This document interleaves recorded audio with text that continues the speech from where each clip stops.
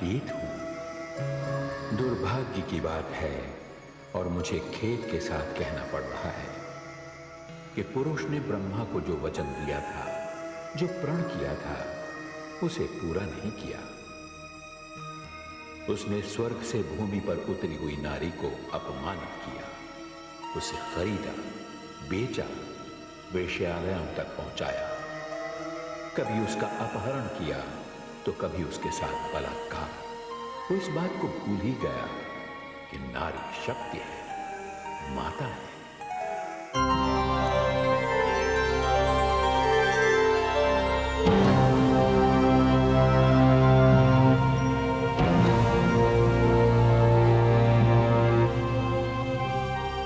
हे महादेवियों, आज प्रसन्नता और हर्ष का विषय ये है कि धरती पर मानव ने जन्म ले लिया है।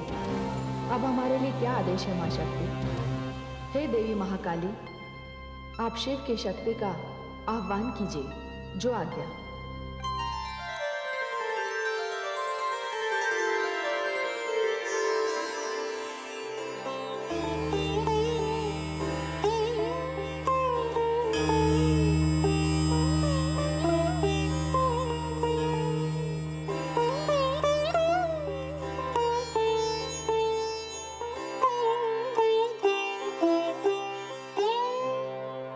शक्ति का शिव को प्रणाम।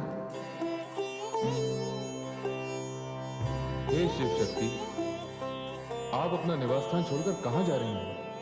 हे महादेव, मां शक्ति ने मेरा आह्वान किया है। इसका कारण तो मुझे वहीं जाकर ज्ञात होगा। मैं आपकी शक्ति हूं। मैं आपसे अधिक समय तक दूर नहीं रहूंगी। मुझे आज्ञा दीजिए। अवश्य जाइए। आदिशक्ति के आह्वान का कारण मैं जानता हूं। आदिशक्ति आपकी प्रतीक्षा कर रही हैं। जाइए।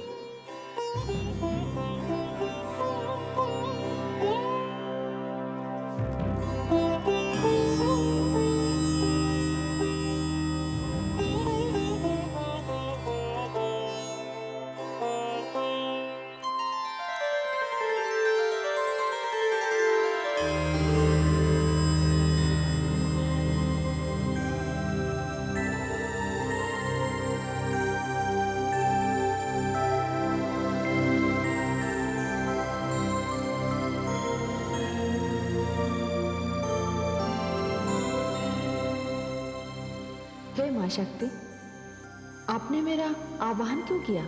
हे देवी गौरी, सृष्टि में मानव जन्म की प्रक्रिया आरंभ हो गई है। आपके द्वारा मैं मानव को यह संदेश देना चाहती हूं कि ब्रह्म ने प्रकृति और पुरुष के मिलन को इतना महत्व क्यों दिया है,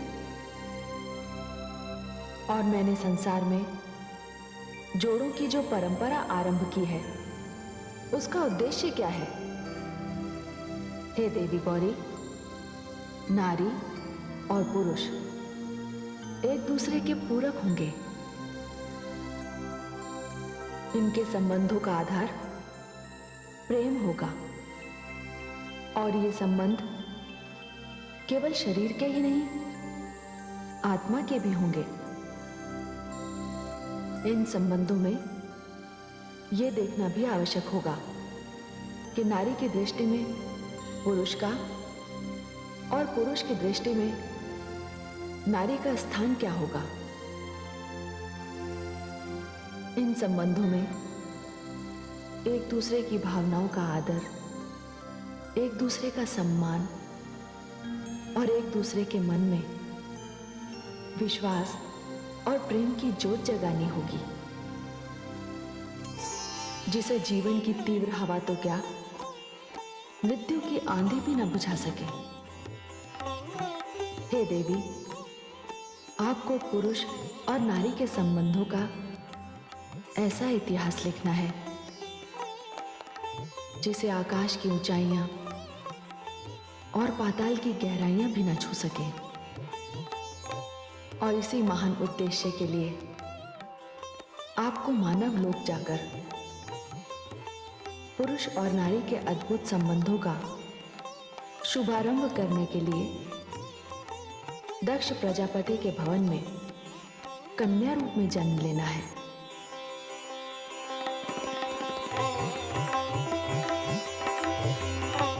जैसी आपकी आज्ञा आदिशक्ति।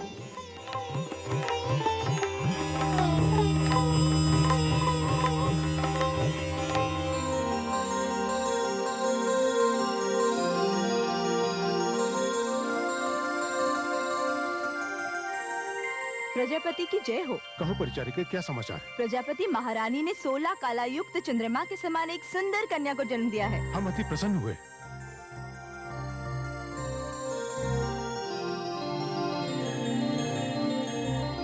प्रसूति, प्रिय प्रसूति,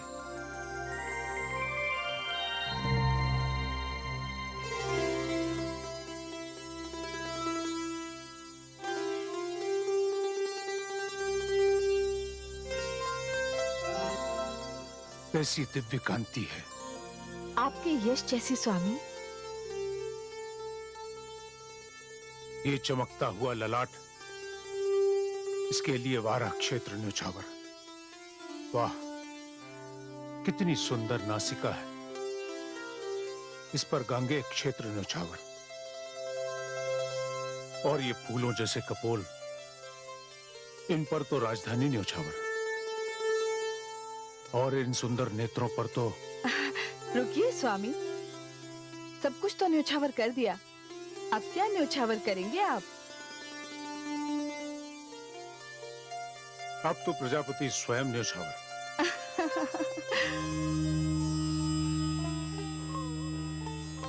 पुत्र, इस कन्या पर तो सारी सृष्टि न्योछावर। पिताश्री, आपने इसका भाग्य तो अपने हाथों से लिखा है। कृपया मुझे भी बताएं, मेरी पुत्री का भविष्य कैसा है? भविष्य को अज्ञात ही रहने दो पुत्र, इसी में कल्याण है। भविष्य के पथ पर अनगिनत फूल होंगे तो कुछ कांटे भी अवश्य होंगे। भविष्य को वर्तमान में जान लेने का अर्थ है उन कांटों की चुभन से वर्तमान को पीड़ा पहुंचाना। जो होता है वो तो होगा ही, किंतु अमंगल की जानकारी जब पहले ही हो जाती है तो मंगल पर भी उसकी छाया पड़ने लगती है। ऐसा कोई जीवन नहीं जिसके भविष्य में सुख और दुख दोनों ना हो। भविष्य के प्रति मानव का ज्ञान ईश्वर की कृपा का फल है, नहीं तो भावी दुख की जानकारी मानव के वर्तमान को अंधकार से ढक ले। सत्य कहा पिताश्री। तू तो मेरा विद्वान पुत्र है। आयुष्मती भवा पुत्री, आयुष्मती भवा।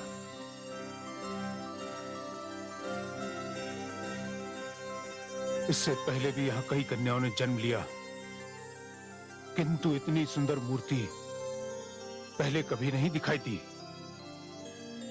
कितना गौरवर्ण है। ये गौरी है, गौरी।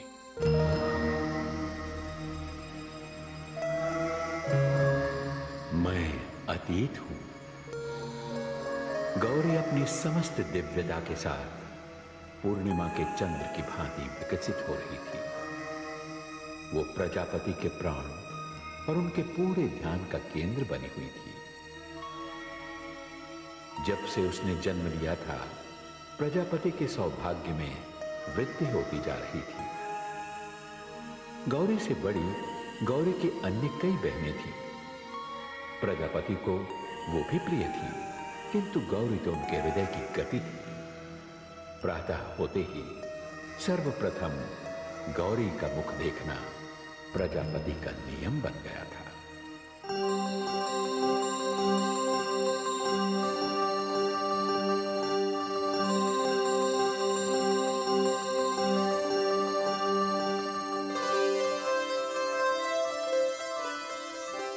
पुत्री गौरी,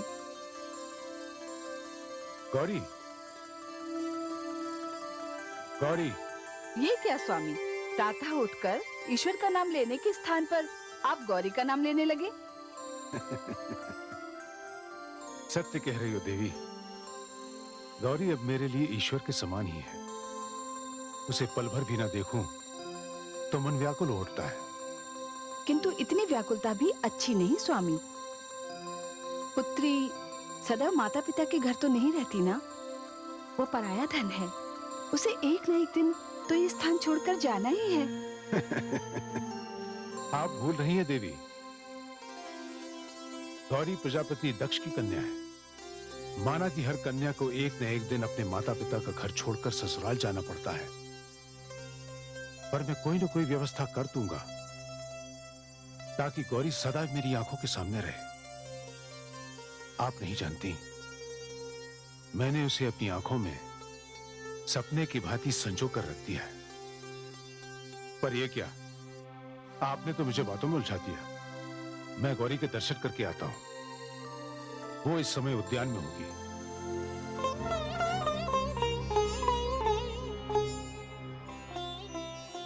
हे प्रभु, विवाह के पश्चात जिस दिन गौरी इनसे दूर हो जाएगी, उस दिन इनका क्या होगा?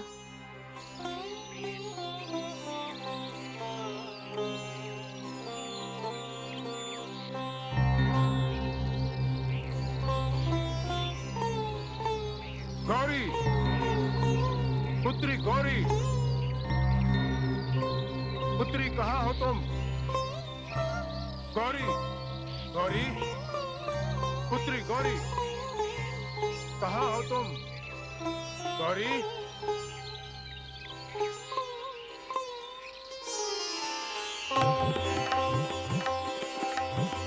पुत्री, कहाँ हो पुत्री?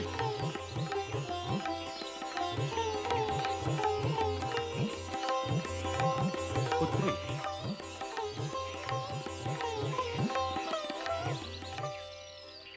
पिताश्री,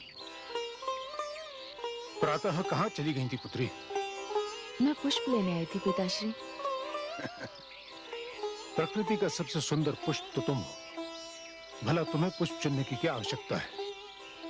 मैंने कई बार तुमसे निवेदन किया है, जब भी मैं आंखें खोलूं, सबसे प्रथम मैं केवल तुम्हें देखूं। पिताश्री, एक बात कहूं? कहो पुत्री। स्नेह का ऐसा बंधन किसी दिन आपके लिए कष्ट का कारण बन जाएगा। वो क्यों पुत्री? देखिए पिताश्री, आप प्रजापति हैं, महाविद्वान हैं। आपको तो जाने कहां कहां से निमंत्रण आते रहते हैं। आप क्या हर जगह मुझे अपने साथ ही ले जाएंगे? अब तक तो ऐसा ही हुआ है पुत्री, और आगे भी ऐसा ही होगा। हाँ सुनो पुत्री, काशी में विद्वानों की महासभा होने जा रही है। मुझे उसकी अध्यक्षता का निमंत्रण मिला है, जिसे मैंने स्वीकार कर लिया है। देखिए, मैंने कहा था ना, अब आपको अकेले ही जाना पड़ेगा। नहीं पुत्री, ऐसा नहीं होगा। मैंने प्रबंधकों से पहले ही कह दिया था कि मैं अकेले नहीं, अपनी प्रिय पुत्री के साथ आऊंगा। सच पिताश्री? सुना है काशी बड़ी सुंदर नगरी है। हाँ, और हम पिता और पुत्री उस सुंदर नगरी का भ्रमण साथ में करेंगे। चलिए, इस बार काशी मैं आपके साथ ही चलूंगी। किंतु मैं एक कन्या हूं। जिस दिन आप मुझे इस घर से विदा करेंगे, उस दिन क्या होगा पिताश्री? उस दिन की कल्पना करके मेरा हृदय भर आता है। न जाने कैसे कैसे विचार मेरे मन में उत्पन्न होने लगते हैं। तुझसे अलग होने की बात तो मैं सोच भी नहीं सकता। देख पुत्री, इस समय तू विदाई की बात न कर। पिताश्री, पिताश्री, ये क्या? आपकी आंखों में अश्रु? पुत्री गौरी, लोगों के प्राण कहीं भी बसते हो, पर इस दक्ष के प्राण उसकी पुत्री गौरी में बसे हैं, तुझ में बसे हैं। पिताश्री, कैसे उतार पाऊंगी मैं आप जैसे उदार पिता का स्नेह का ऋण? ऋणी तो मैं हूं पुत्री। तूने मेरे घर में जन्म लेकर मुझ पर उपकार चुकिया है। अब सुन पुत्री, काशी यात्रा का समय हो गया है, प्रबंध हो गया है। अब चलें। चलिए पिताश्री। चलो पुत्री।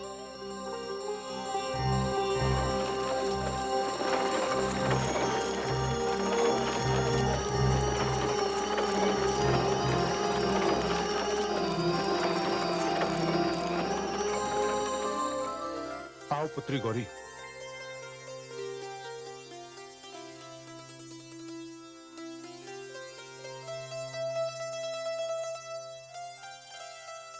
आइए श्रेष्ठ प्रजापति दक्ष, काशी नगरी आपका और आपकी पुत्री का स्वागत करती है।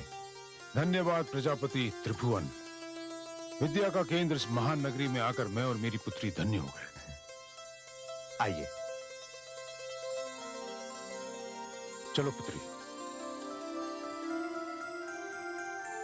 पुत्री गौरी, तुमने तो सुना ही होगा कि यह नगरी काशी तीनों लोक से न्यारी नगरी है। सभा के पहले सत्र के पश्चात मैंने तुम्हारे और पिताश्री के नगर भ्रमण की व्यवस्था कर दी है। धन्यवाद। इस नगरी का बहुत गुणगान सुन रखा था। हाँ। आज इसे प्रत्यक्ष देखने का सौभाग्य मिला है। आइए।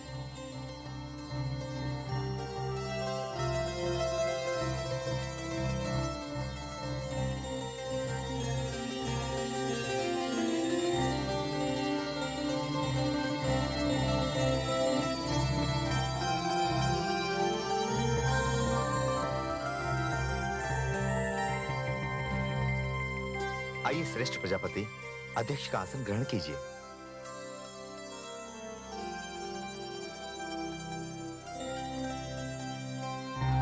आप समस्त आचार्यों, ऋषियों और प्रजापतियों को प्रजापति दक्ष का नमस्कार। आपकी सभा ने मुझे अध्यक्ष का स्थान देकर मेरा जो सम्मान किया है उसके लिए मैं आपका आभारी हूं।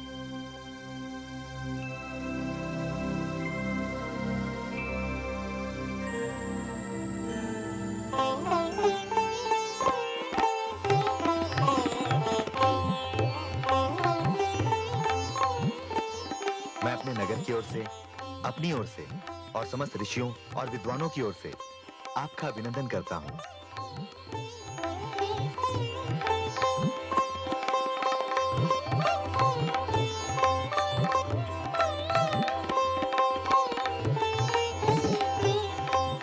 और आपका भी अभिनंदन करता हूं।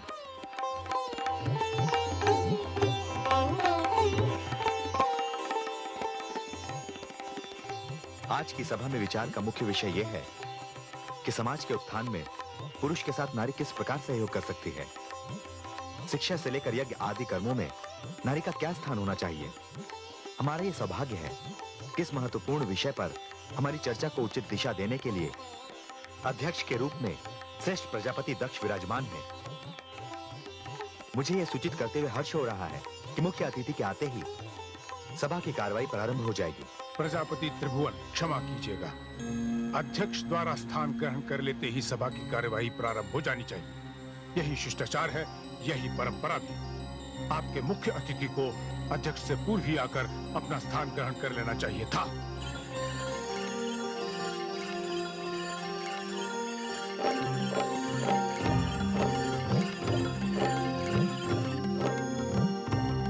अरे आ गए, आ गए, आ गए।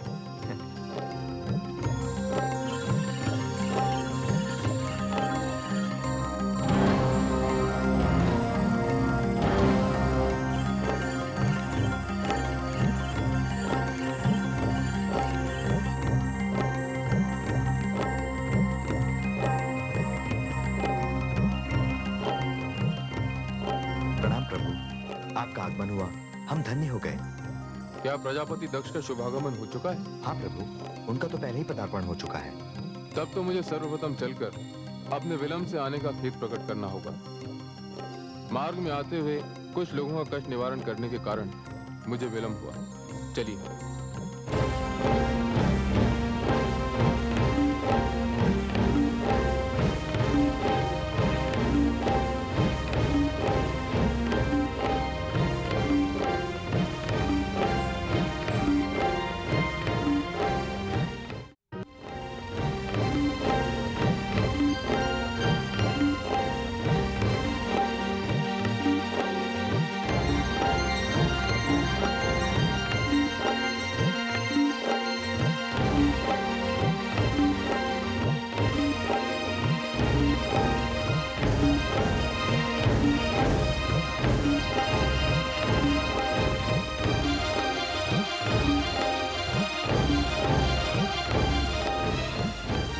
प्रणाम श्रेष्ठ प्रजापति। मैंने आपका प्रणाम स्वीकार नहीं किया। मुझे खेद है कि मैं विलंब से आया, जिसके कारण आप रुष्ट हैं। मैं क्षमा प्रार्थी हूं।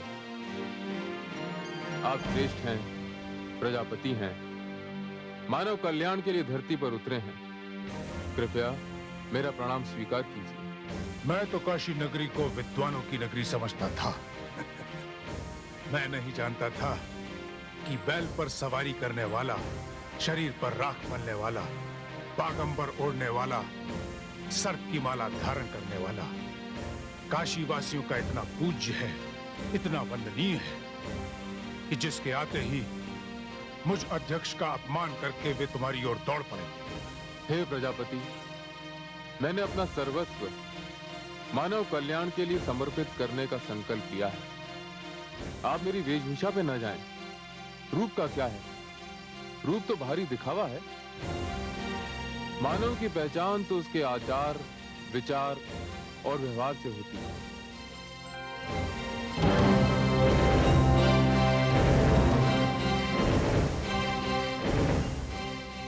तो तुम मुझे आचार विचार का पाठ पढ़ाने आए हो।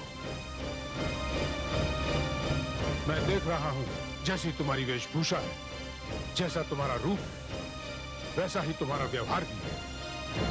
तुम्हें इस सामान्य शिष्टाचार का भी ज्ञान नहीं कि अध्यक्ष द्वारा स्थान ग्रहण कर लेने के पश्चात सभा में आना सभा की कार्यवाही में विघ्न डालने के समान। मेरी धृष्टता को क्षमा करें श्रेष्ठ प्रजापति। भगवान शिव तो इस नगरी के अधिष्ठाता हैं, वे इस नगरी के स्वामी हैं। तभी तो कहते हैं कि काशी शंकर भगवान के त्रिशूल पर बसी हुई है। मैं तो क्षेत्र में नाम मात्र का प्रजापति हूँ। ये नगरी तो भगवान विश्वनाथ की नगरी है। भूलिए मत प्रजापति त्रिभुवन। श्रेष्ठ प्रजापति दक्ष का शुभागमन यहाँ आपके निमंत्रण पर हुआ है। बंद करो अपनी ये चिकनी चुपड़ी बातें। प्रजापति त्रिभुवन, यदि आपकी नगरी में ऐसा कोई सम्मानित व्यक्ति था तो मुझे यहां बुलाने की क्या आवश्यकता थी? मुझे तो ऐसा प्रतीत होता है कि मेरे विरुद्ध कोई षड्यंत्र रचा गया है और मुझे यहां अपमानित करने के लिए ही बुलाया गया है। आमंत्रित करने वालों का उद्देश्य मुझे नीचा दिखाना ही था। नहीं नहीं प्रजापति, आप ऐसा न सोचें। विद्वानों के लिए नगरी पलकें बिछाती है। श्रेष्ठ जनों का जो मान सम्मान यहाँ हुआ है, वे उसे कभी नहीं भूलते। मैं भी नहीं भूल पाऊंगा यहाँ का अपमान। जैसे तुम, वैसी तुम्हारी ये नगरी और वैसे ही इस नगरी के लोग। पिताश्री, ये लोग अपनी भूल के लिए आपसे क्षमा मांग रहे हैं। नहीं पुत्री, मैं इन्हें क्षमा नहीं करूंगा। ये कोई श्रेष्ठ लोग नहीं है, मुझसे छोटे हैं, रूप और गुण में बहुत ही छोटे। चलो पुत्री। नहीं नहीं, ऐसा अनर्थ मत कीजिए प्रजापति। अभी अभी आपने स्वयं की श्रेष्ठता स्वीकार की है। श्रेष्ठ लोग तो छोटों को क्षमा करते ही रहते हैं। मैं तुम जैसे अशिष्ट असभ्य छोटे लोगों के साथ वार्तालाप करके अपनी वाणी को अपवित्र नहीं करना चाहता। बस प्रजापति बस, अब आप एक शब्द भी ना बोलें। आप शिव की नगरी में आकर शिव का अपमान कर रहे हैं। हमने आपको अतिथि समझकर आपको सहन किया, क्षमा किया। अब आप स्वयं सोचें और विचार करें कि आचार विचार और व्यवहार में कौन छोटा है और कौन बड़ा। प्रलाप बंद करो त्रिभुवन। मैं अभी इसी क्षण इस सभा को त्याग करके जा रहा हूं। चलो पुत्री।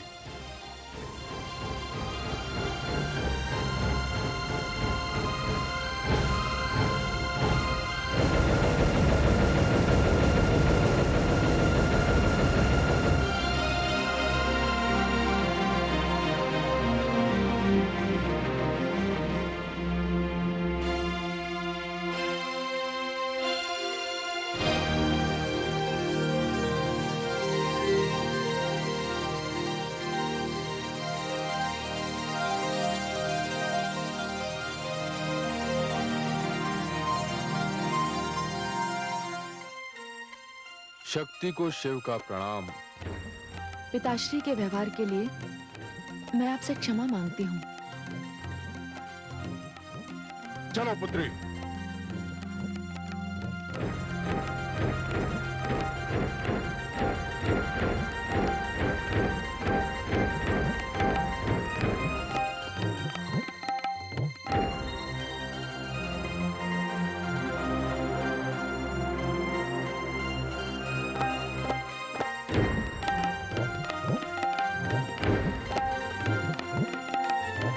क्षमा कर दीजिए प्रभु। इसमें क्षमा की क्या बात?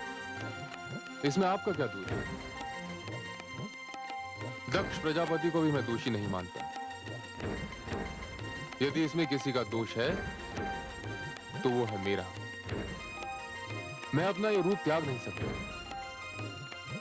यदि मेरे पास वैभव का प्रदर्शन नहीं तो मैं क्या करूं? आप धन्य हैं प्रभु, इतने सरल हैं आप, इसीलिए आप शिव हैं। हे भोलेनाथ, उपस्थित विद्वानों को इस बात का बहुत दुख है कि आज के विषय पर वो अध्यक्ष का विचार नहीं सुन सके। दुर्भाग्यवश वे तो चले गए, किंतु प्रभु आप तो हैं। हाँ, ये बात तो रही गई। इस सभा का उद्देश्य पूर्ण नहीं हुआ। हे प्रभु, अध्यक्ष के विचारों से तो हम वंचित रह गए। कृपया इस विषय पर आप अपने विचार व्यक्त करें। समस्त आए हुए लोगों को यह आशा है कि इस विषय पर आपके विचार सुन सकें।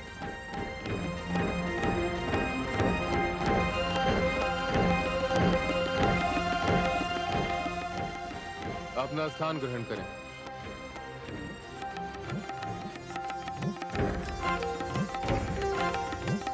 आज का विषय है नारी, नारी शक्ति। संसार की सबसे बड़ी पीड़ा प्रसव पीड़ा, जिसे नारी हंसते हंसते झेलती है, इसीलिए तो वो माता कहलाती है। ब्रह्मा की भांति अपनी संतान का सृजन करती है, विष्णु की भांति अपनी संतान का लालन पालन करती है, अपनी संतान के शत्रुओं के लिए महेश बनकर उनका संहार भी करती है, इसीलिए तो वो शक्ति कहलाती है।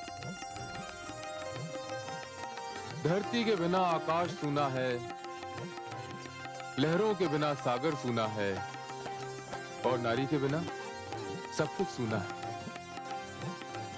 नारी ब्रह्मा की शक्ति है।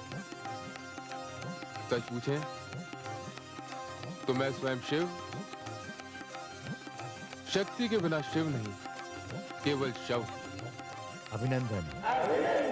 बोलो भगवान शिव की, बोलो भगवान शिव की। मेरे साथ बोलो, शक्ति की, नारी की, नारी शक्ति की। हे आदिशक्ति, मुझे प्रजापति दक्ष के व्यवहार से बड़ा दुख पहुंचा है। आपने प्रकृति और पुरुष की जो व्याख्या की है, उस पर तो प्रजापति दक्ष खरे नहीं उतरे। उनमें जितनी मात्रा ज्ञान की है, उतनी ही मात्रा क्रोध की है, और ये क्रोध अहंकार का परिणाम है। हे आदिशक्ति, इससे तो गौरी के मार्ग में बाधाएं उत्पन्न हो सकती हैं। हे देवी, अभी अभी तो मानव की रचना हुई है। अभी तो इस चित्र में जितने भी रंग भरे गए हैं, वे सब कच्चे हैं। अभी तो केवल उसके शरीर का विकास हुआ है, बुद्धि और ज्ञान का नहीं। अभी तो संबंधों और भावनाओं की परिभाषा भी वो नहीं जानता। भावनाओं का आदर, एक दूसरे के लिए त्याग, परिस्थितियों से जूझना, बाधाओं से लड़ना, अभी तो कुछ भी नहीं सीखा है उसने। अभी वो अधूरा है। अभी प्रेम और तपस्या का जन्म भी नहीं हुआ उसके हृदय में। अभी तो इस स्वर्ण को अग्नि में तपकर कुंदन होना है। किंतु ये सब होगा कैसे आदिशक्ति? हे देवी, मैंने जोड़ों की जो प्रथा आरंभ की है, उसमें मैंने दिन के साथ रात्रि, पीड़ा के साथ औषधि, विष के साथ अमृत, समस्या के साथ समाधान और प्रश्न के साथ उत्तर भी बनाए हैं। और सत्य तो ये है कि गौरी का जन्म इसी उद्देश्य की पूर्ति के लिए हुआ है। वही परिस्थितियों से जूझना सिखाएगी, वही संबंधों और भावनाओं की परिभाषा समझाएगी, वही इस बिखरे हुए जीवन को संवारेगी। वही इस बेरंग दृश्य में रंग भरेगी, वही इस जीवन का अर्थ भी बताएगी। और इस रण क्षेत्र में वो अकेली नहीं है। एक ओर हमारी गौरी है तो दूसरी ओर हमारे शिव है। और शिव का अर्थ है मंगल करने वाला।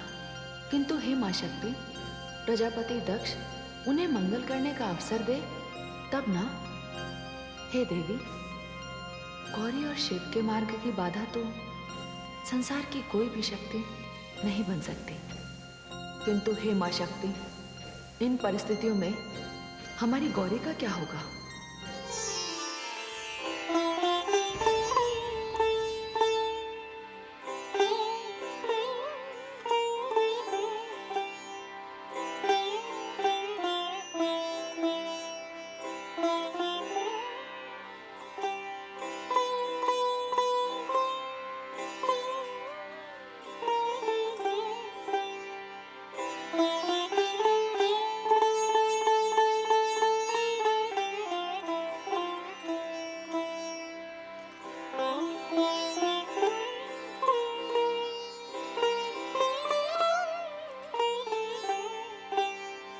प्रणाम श्रेष्ठ प्रजापति। मुझे खेद है कि मैं विलंब से आया, जिसके कारण आप रुष्ट हैं। मैं क्षमा प्रार्थी हूं।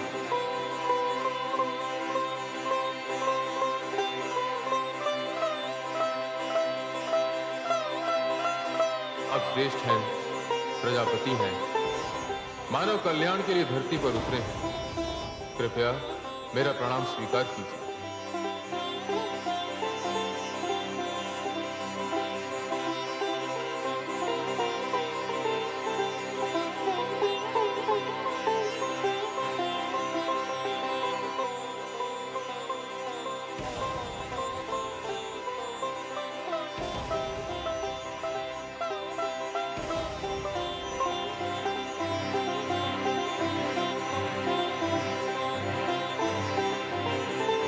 शक्ति को शिव का प्रणाम।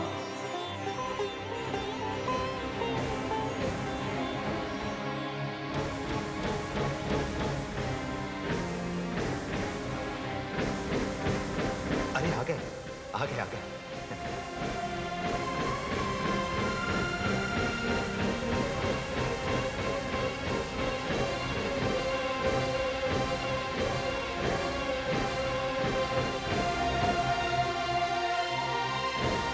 मेरी वेशभूषा पे न जाएं। रूप का क्या है? रूप तो भारी दिखावा है। मानव की पहचान तो उसके आचार, विचार और व्यवहार से होती है।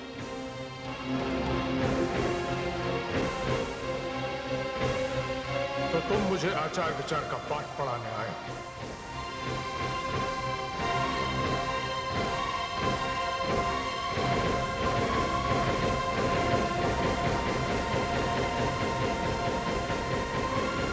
बस प्रजापति, बस।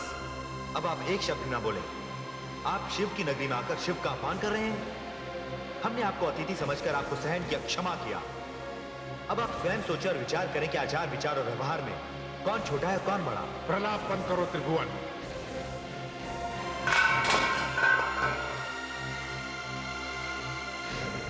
ये कैसी ध्वनि?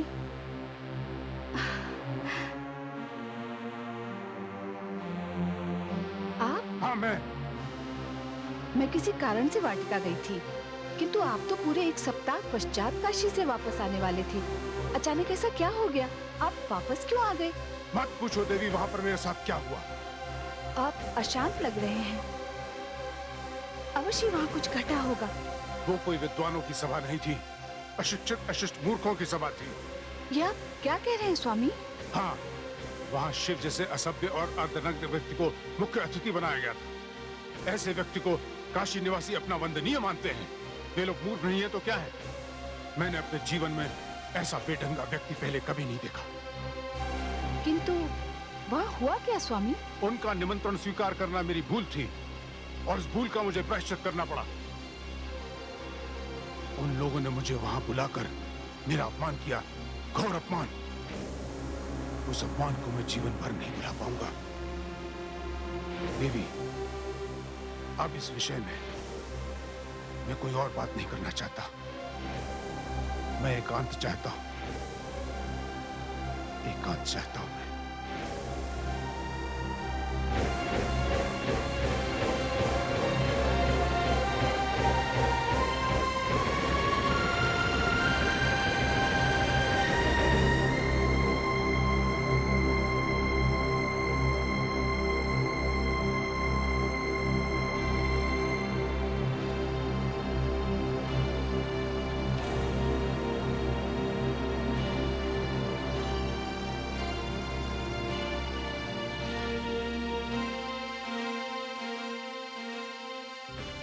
गौरी, क्या बात है? कुछ सोच रही थी? नहीं, नहीं माताश्री। तुम्हारे पिताश्री बहुत अशांत हैं। क्या उनका अपमान हुआ वहां? अपमान? नहीं माताश्री, वहां तो उनका भव्य स्वागत हुआ। उन लोगों ने हमारे सम्मान में तो कोई कमी नहीं रखी। तो फिर सभा से वापस आने का कारण? माताश्री, सभा के विशेष अतिथि भगवान शिव थे। वे सभा में अध्यक्ष के आसन ग्रहण करने के पश्चात आए। ये बात पिताश्री को बहुत बुरी लगी। इसमें भूल भगवान शिव की थी। तब तो फिर तुम्हारे पिताश्री का क्रोधित होना अनुचित नहीं है। पर माताश्री, भगवान शिव ने विलंब से आने के लिए पिताश्री से क्षमा मांगी, पर पिताश्री ने उन्हें क्षमा नहीं किया। यहाँ तक कि उन्होंने भगवान शिव का प्रणाम भी स्वीकार नहीं किया। क्या? हाँ माताश्री, भगवान शिव ने अपने विशाल हृदय का परिचय दिया, किंतु पिताश्री ने अपने हृदय की विशालता का परिचय नहीं दिया। उन्होंने तो बारंबार भगवान शिव का अपमान किया। पर माताश्री, भगवान शिव की सरलता, उनकी नम्रता, उनकी शालीनता और उनका भोलापन तो बस देखते ही बनता था। इतना अपमान सहने पर भी उनके माथे पर बल नहीं पड़ा। उनके अधरों की मुस्कान नहीं गई। उनका वो मन भावन रूप देखकर तो मैं मंत्रमुग्ध हो गई। मैं उनके समक्ष नतमस्तक हो गई माताश्री। अच्छा, हाँ माताश्री, सचमुच ऐसा ही हुआ। भगवान शिव के व्यक्तित्व को देखकर मैंने जाना कि शिवम में सत्यम और सुंदरम का मेल कैसा होता है।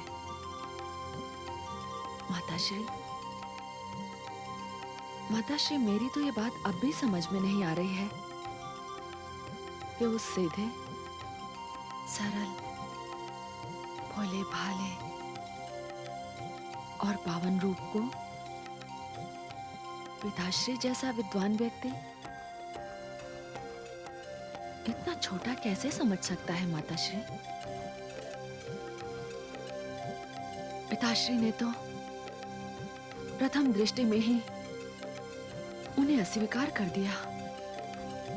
इतना ही नहीं, उन्होंने भगवान शिव को बैल की सवारी करने वाला, शरीर पर राख मलने वाला, बागंबर ओढ़ने वाला, सर्प की माला धारण करने वाला, ये सब कहकर उनका अपमान किया। पर माताश्री, इतना सब कुछ सुनने के पश्चात भी वो मुस्कुराते ही रहे। उनकी वही मुस्कुराती हुई छवि अब तक मेरी आंखों में घूम रही है। मैंने तो पिताश्री की ओर से उनसे क्षमा भी मांगी, किंतु मुझे ऐसा लगता है जैसे मेरी क्षमा उनके अपमान से बहुत छोटी है माताश्री, बहुत छोटी है।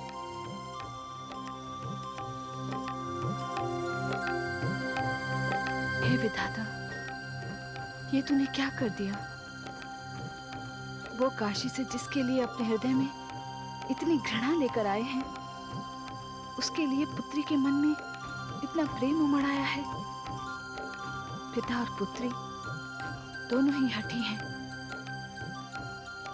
यदि इन दोनों का हट एक दूसरे से टकरा गया तो न जाने क्या होगा। मेरी गौरी की रक्षा करना भगवान, रक्षा करना।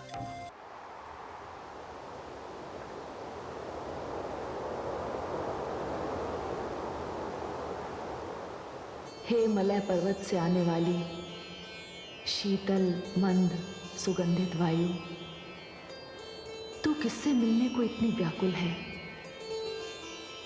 जो इतनी तीव्र गति से भागी चली आ रही है?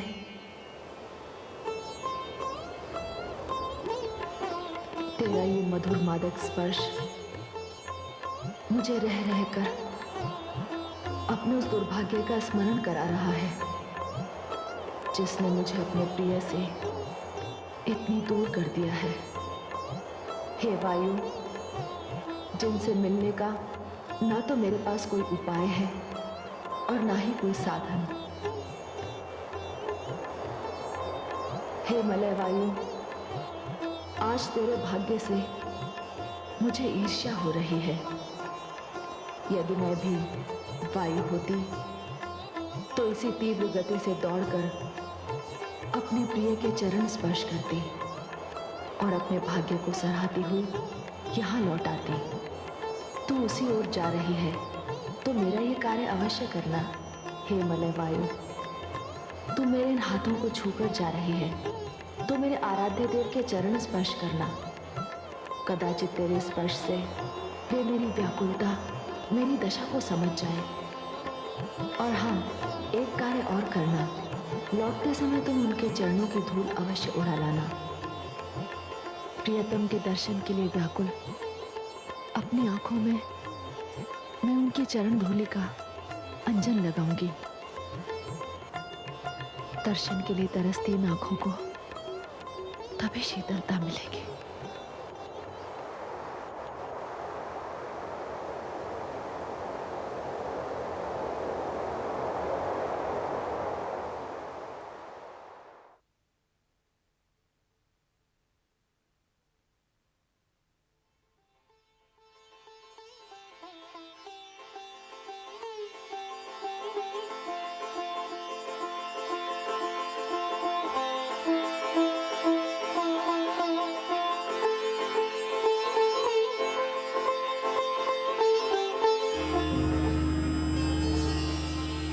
देवी गौरी, प्रणाम। कौन है आप? मैं मलय वायु हूँ। मलय वायु? और यहाँ? हाँ, आपने मुझे कुछ कहने के लिए रोका, इसलिए मैं रुक गई। क्यों मेरा उपहास कर रही हो? मेरे कहने से भला वायु रुक सकती है क्या? क्यों नहीं रुकेगी? किसमें इतनी शक्ति है जो आपके आदेश का पालन ना करे? आप तो शक्ति है देवी। नहीं, यदि मैं शक्ति होती तो किसी की अवश्य होती, और जिसकी होती तो उससे इतनी दूर क्यों रहती? तो हे देवी, आपका यही संवाद मैं अक्षर अक्षर उन तक पहुंचा दूंगी जिनकी आप शक्ति हैं। आप उन्हें कैसे जानती हैं? मैं जब भी उधर से बहती हुई निकलती हूँ, शक्ति की प्रतीक्षा में देवादिदेव शिव को व्याकुल देखती हूँ। हे हे देवी, मैं अब और अधिक देर नहीं रुक सकती। उनके चरण स्पर्श करती हुई आपके आदेश का पालन करूंगी।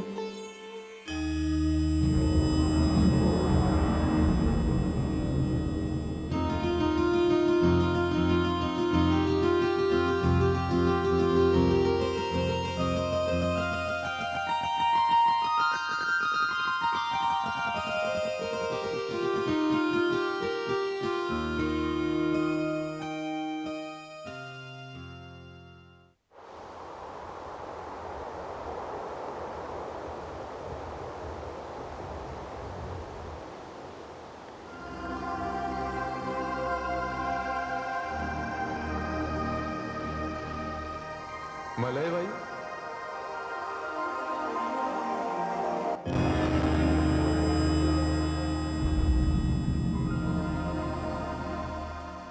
भगवान शिव को मलय वायु का प्रणाम। हे शीतल मन सुगंधित वायु, सारा संसार आपके आगमन की प्रतीक्षा करता रहता है।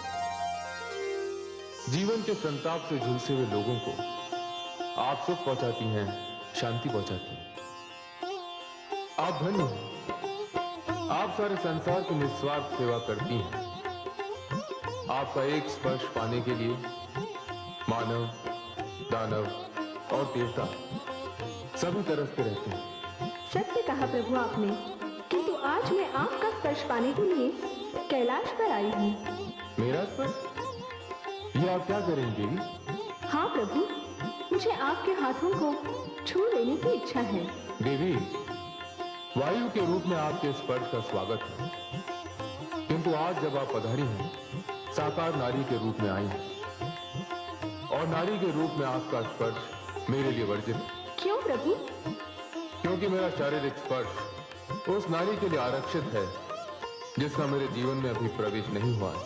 और मैं उसी नारी के लिए आपके स्पर्श की कामना लेकर आई हूँ, और उनका नाम है देवी गौरी। देवी गौरी? वो तो मेरी शक्ति है। मैं आपकी शक्ति देवी गौरी के निवेदन पर उनके कमल जैसे हाथों का स्पर्श करके यहाँ आई हूँ, आपके चरण स्पर्श करने।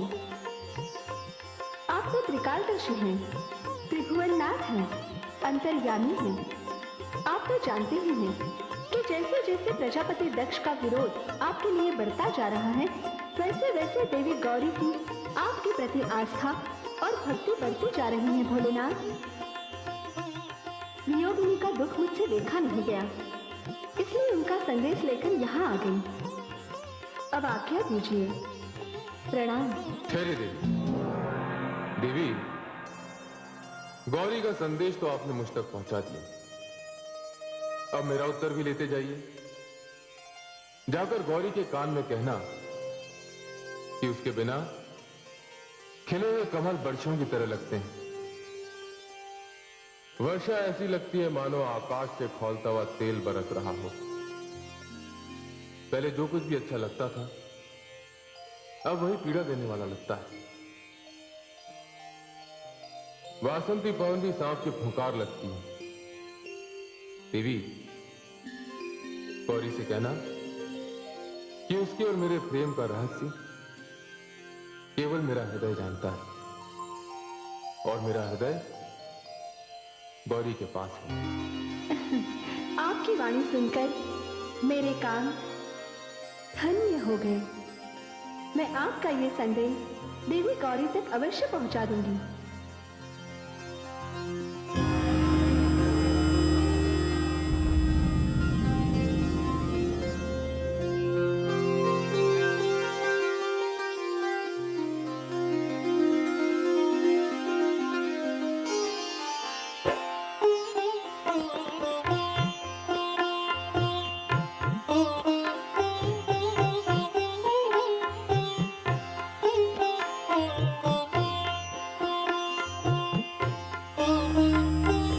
नारायण नारायण। पुत्री गौरी, हमारी पुत्री गौरी इस प्रकार से मग्न न जाने किसके ध्यान में लीन है। पुत्री गौरी, नारायण नारायण।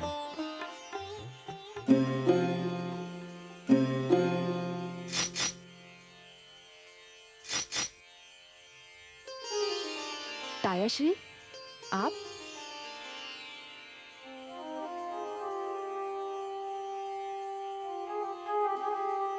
प्रणाम तायाश्री। आयुष्मती भव। किस संसार में लीन थी? नहीं तायाश्री, ऐसा तो कुछ भी नहीं। कुछ तो है पुत्री। जब व्यक्ति अपने विचारों में ऐसे खो जाए कि उसे अपने आसपास की सुध भी न रहे, तब तो कुछ बात अवश्य है। नहीं तायाश्री, कुछ भी तो नहीं। देखो पुत्री, पहले तो तुम मेरे नारायण का स्वर सुनते ही मेरी ओर लपक कर दौड़ पड़ती थी, किंतु आज तो तुम्हें खड़ताल और वीणा के तारों से जगाना पड़ा। तुम्हारी इस गहरी सोच ने तो मुझे चिंता में डाल दिया। अब बता ही दो पुत्री, कल्पना के किस लोक का भ्रमण कर रही थी तुम? तायाश्री, वो मैं पिताश्री के साथ काशी यात्रा पर गई थी ना, वहां से लौटकर आने के पश्चात। नारायण नारायण। मैं कहता था ना पुत्री कि तुम्हारा इस प्रकार से खो जाना बिना कारण नहीं है। तो तुम उस नगरी गई थी जो तीनों लोक से न्यारी है। वो नगरी तो भगवान भोलेनाथ शिव की नगरी है। क्या तुम्हें भगवान शिव के दर्शन हुए? हाँ हाँ तायाश्री, मैंने दर्शन किए भगवान शिव के। तो शक्ति को शिव के दर्शन हो ही गए। बड़ा ही अद्भुत प्रसंग रहा होगा ये। तायाश्री, बस बस पुत्री, अब कुछ और कहने की आवश्यकता नहीं। अंततः वह शुभ घड़ी आ ही गई जिसकी हमें प्रतीक्षा थी। अर्थात ये तो बड़ी प्रसन्नता की बात है।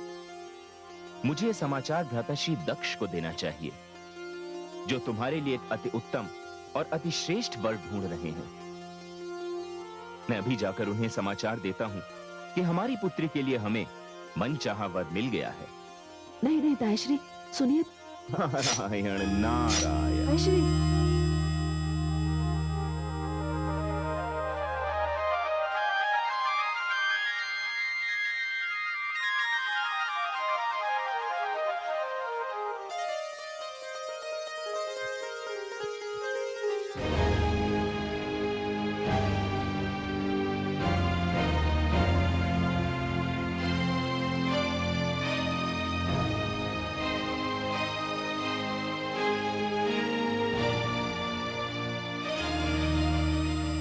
नारायण नारायण। प्रणाम देवर्षि नारद। आयुष्मान भव, कीर्तिमान भव। क्या बात है देवर्षि, आज आप बड़े प्रसन्न चित्त दिखाई दे रहे हैं। सत्य वचन भ्राताश्री दक्ष, सत्य वचन। जब व्यक्ति का मधुर सपना साकार हो जाता है तो प्रसन्नता अपनी सीमाओं को लांघकर वहां पहुंच जाती है जहां मन मस्तिष्क में तरंगे उठ रही हों, हृदय के तार झंझना रहे हों और पग अपने आप नृत्य कर रहे हों। भ्राताश्री दक्ष, आज मैं आपको वो समाचार देने आया हूं जिसे सुनकर आपके जीवन की सारी चिंताओं का समाधान हो जाएगा और आपके जीवन की जो सबसे महत्वपूर्ण महत्वाकांक्षा है वह भी पूरी हो जाएगी। देवर्षि, आप कहना क्या चाहते हैं? मैं समझा नहीं। भ्राताश्री, आपके जीवन की सबसे बड़ी चिंता पुत्री गौरी का विवाह है ना? नहीं देवर्षि, पुत्री गौरी का विवाह मेरी सबसे बड़ी चिंता नहीं है। वो वर है जो सर्वश्रेष्ठ हो, सर्वोत्तम हो। नारायण नारायण। भ्राताश्री, बस वही समाचार तो मैं आपको देने आया हूं जिसे सुनकर आप भी आनंद विभोर होकर मेरी तरह धरती और आकाश के साथ झूम झूम के नृत्य करने लगेंगे। अर्थात भ्राताश्री, पुत्री गौरी के लिए वो वर मिल गया है जो सर्वश्रेष्ठ है, सर्वोत्तम है और पुत्री गौरी के योग्य भी। कौन है वो? भ्राताश्री, उसे कौन नहीं जानता। उसकी महिमा तो तीनों लोक में समाई हुई है। उसके वैभव के आगे कुबेर का धन तुच्छ है। उसके व्यक्तित्व पर तो देवता भी मुग्ध हैं। उसके ललाट पर चंद्रमा का प्रकाश है और उसके नेत्रों में सृष्टि का आदि और अंत समाया हुआ है। देवर्षि नारद, देखिए, अब आप मेरे धैर्य की और परीक्षा न लीजिए। कौन है ऐसा वर? भ्राता श्री, जिसके कंठ को छूकर विष भी अमृत हो जाता है, जो चंद्रमा को भी शीतलता प्रदान करता है, वो भगवान शिव के अतिरिक्त और कौन हो सकता है? क्या प्रलाप कर रहे हैं आप? आपने सोमरस तो नहीं पी रखा है? आपकी मति भ्रष्ट तो नहीं हो गई? ये किसका नाम ले लिया आपने? भ्राताश्री दक्ष, आपको पता है आप क्या कह रहे हैं? कहां धरती पर सर्वांगीण सौंदर्य की जीवित प्रतिमा मेरी पुत्री गौरी, और कहां कुरूपता का साकार रूप वो उद्दंड शिव? भ्राताश्री, ये आप क्या कह रहे हैं? वो तो विनम्रता की साक्षात मूर्ति हैं। शिव से श्रेष्ठ जामाता तो आपको तीनों लोक में ढूंढने से भी नहीं मिलेगा। सुर नर मुनि सभी के परम प्रिय हैं वो। देवर्षि नारद, आप उसकी प्रशंसा में आकाश और धरती एक कर रहे हैं, जो मेरी पुत्री के पैरों की धूल भी नहीं।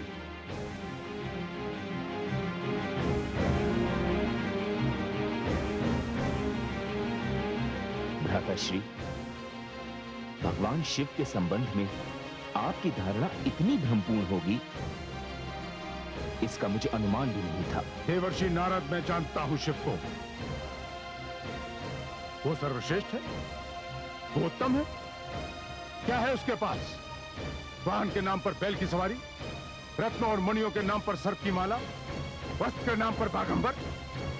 जिसके पास निवास के लिए घर तक नहीं, उसकी गृहिणी बनाकर मैं अपनी पुत्री को कैसे भेज सकता हूं? देवर्षि नारद, शिव जैसे असभ्य और अशिष्ट व्यक्ति को गौरी तो क्या, संसार की कोई भी नारी स्वीकार नहीं कर सकती। भ्राताश्री दक्ष, मैं तो उसका नाम भी नहीं सुनना चाहता मुनिवर। उसके कारण काशी में मुझे अपमानित होना पड़ा। सभा में उसके आते ही मूर्खों की भांति लोग इसकी ओर दौड़ पड़े। लोकप्रियता हो तो ऐसी हो भ्राताश्री। मेरा अंतिम निर्णय भी सुन लीजिए देवर्षि। शिव को छोड़कर यदि आप किसी अन्य वर की खोज कर सके तो करें, अन्यथा। भ्राताश्री, मेरा तो सुझाव यही है कि आप भगवान शिव को ही अपना जामाता स्वीकार कर लें। चुप रहिए।